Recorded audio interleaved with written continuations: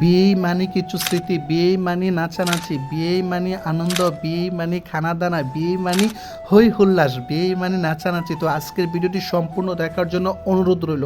আশা করি ভিডিওটি আপনাদের কাছে খুবই ভালো লাগবে। তো ফাইনালি আমরা বিয়েতে যাওয়ার জন্য রেডি হয়ে গেছি, আমি আমার মশাতো ভাইরা সবাই। আর আমি তো একটু পরপর দেখতেছি আমাকে কেমন লাগতেছে, অবশ্যই কমেন্টে জানাবেন আমাকে কেমন লেগেছে বিয়েতে। তো ফাইনালি আমরা চলে আসছি বিয়ে বাড়িতে। বিয়ে বাড়িতে গিয়ে তো দেখি সম্পূর্ণ আলোক সজ্জায় সজ্জিত সম্পূর্ণ বিয়ে বাড়ি। আর আমার বোনকে তো ফটোগ্রাফাররা খুবই ব্যস্ত, তাকে ছবি তোলার জন্য আমরা অনেক ধরনের সিনেমাটিক শট নিয়েছি, ছবি তুলেছি আমরা ফ্যামিলির সবাই মিলে, মামিদের সবাইকে নিয়ে। তারপর আমরা চলে গেছি খানা দানা করতে, বিয়ে মানে তো খানাখানি। তারপর আমরা খাবার দাবারটা সারতে সাথে চলে এসেছিল জামাই, কিন্তু তার ফাঁকে ভাবলাম জামাজি তো আসতে দেরি হইতেছে, আমরা একটু খাবারটা সেরে নিয়ে আমি, মাসি, মা, মশাতো ভাই সবাই মিলে খানা দানা কিন্তু সবাই রেডি হয়ে আছে। জামাই আর জামাইকে বরণ করার জন্য জামাই আর জামাই এসে তো সবাই নাচানাচি করতেছে। জামাই কখন আসবে, ফাইনালি জামাই গেটের কাজ সম্পূর্ণ করে জামাই চলে আসছিল সেন্টারের ভিতরে। তারপর জামাইকে বরণ করে নিল। বরণ করার পর তো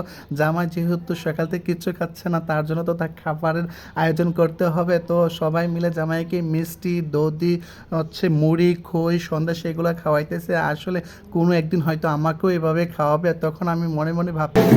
তারপর জামাইকে বিয়ে বাড়িতে বসে গেল, সবাইকে নাচানাচি করতে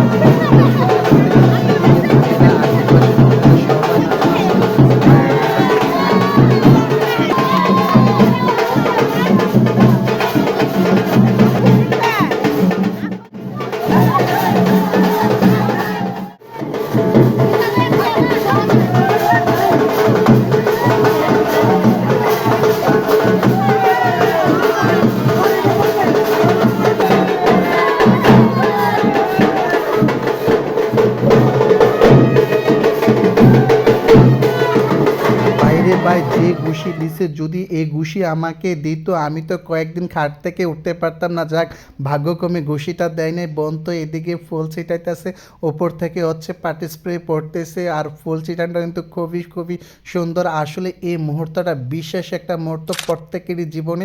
বোন তো মালা নিয়ে নাচতেছে, নৃত্য করতেছে, মালা বদল হবে। আর প্রথম বোন দাদাকে মালা দিছে, পরে দাদা বোনকে মালা দিছে। এই মালা বদল দিয়ে বিয়ের কার্য শুরু হয়ে গেছে।